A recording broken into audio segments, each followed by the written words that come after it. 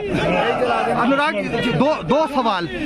उमर अब्दुल्ला ने ये बताया कि बीजेपी फॉरेन पॉलिसी में फेल हुई गजा को लेकर, और बीजेपी एंटी मुस्लिम पार्टी क्योंकि आप सीएए और एनआरए जो है वो इम्प्लीमेंट करने जा रहे हैं। मुझे लगता है जिस राजनीतिक दल और जिस परिवार और पार्टी का काम सदा से झूठ बोलना ही था, और ये परिवारवादी पार्टियां झूठ बोलकर सत्ता में आती रही। श्रीमान उमर अब्दुल्ला को मैं इतना ही कहूंगा कि सीए नागरिकता देने का कानून है, जो 2014 से पहले लोग पाकिस्तान, बांग्लादेश और अफगानिस्तान से आए उनको नागरिकता देने का कानून, नागरिकता छीनने का नहीं। झूठ बोलना बंद करें। दूसरा, भारत ने पैलेस्टीन को लेकर बहुत पहले ही कह दिया था कि भारत कहीं पे भी युद्ध के पक्ष में नहीं है, भारत शांति के पक्ष में है। भारत कहीं युद्ध नहीं चाहता, भारत शांति ही चाहता है। पूर्ण राज्य का दर्जा, स्टेटहुड देना, ये भारतीय जनता पार्टी का संकल्प है और इसको इसी साल पूरा करेंगे।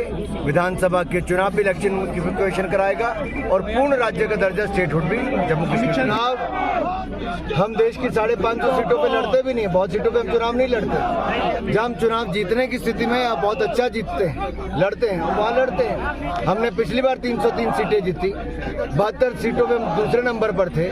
तो भारतीय जनता पार्टी देश में अगर 375 सीटों पर पहले और दूसरे नंबर पर भी, तो आप हमारी ताकत समझ सकते हैं। 1984 के बाद अगर पूर्ण बहुमत की सरकार 2 बार किसी राजनीतिक दल को मिली है, तो भारतीय जनता पार्टी और नरेंद्र मोदी जी के। क्या आपको लगता है इंडियन अलायंस थ्रेट है बीजेपी के 400 पार को? जो प्रधानमंत्री ने कल इंटरव्यू में कहा है कि उनके टेन्योर में किसी भी ओपोजिशन को तंग नहीं किया गया, लेकिन उमर अब्दुल्ला ने यह कहा कि 90% करीब ओपोजिशन लीडर को जो है वो हरास किया और केस रजिस्टर। मैं सिर्फ इतना कहूंगा, भारतीय जनता पार्टी 400 पार सीट जीतने की लड़ाई लड़ रही है, 400 पार की, और कांग्रेस 40 पार की लड़ रही है। तो क्या आपको लगता है कि इंडियन अलायंस थ्रेट होगा 400 पार के लिए? देखिए, इंडियन अलायंस है कहाँ?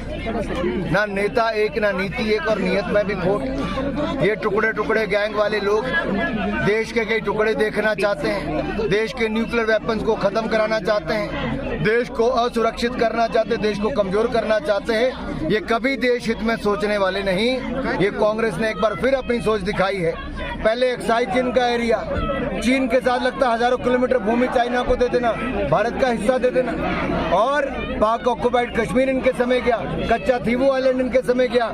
ये कांग्रेस वो पार्टी है जिसने देश के हितों के साथ भेदभाव किया है, सुरक्षित नहीं रखा। आखिरी सवाल सर, कन्हैया कुमार जो है वो मनोज तिवारी साहब के खिलाफ इलेक्शन लड़ रहे, तो कैसे देखते हैं आप? गैंग वालों को कोई नहीं चुनेगा।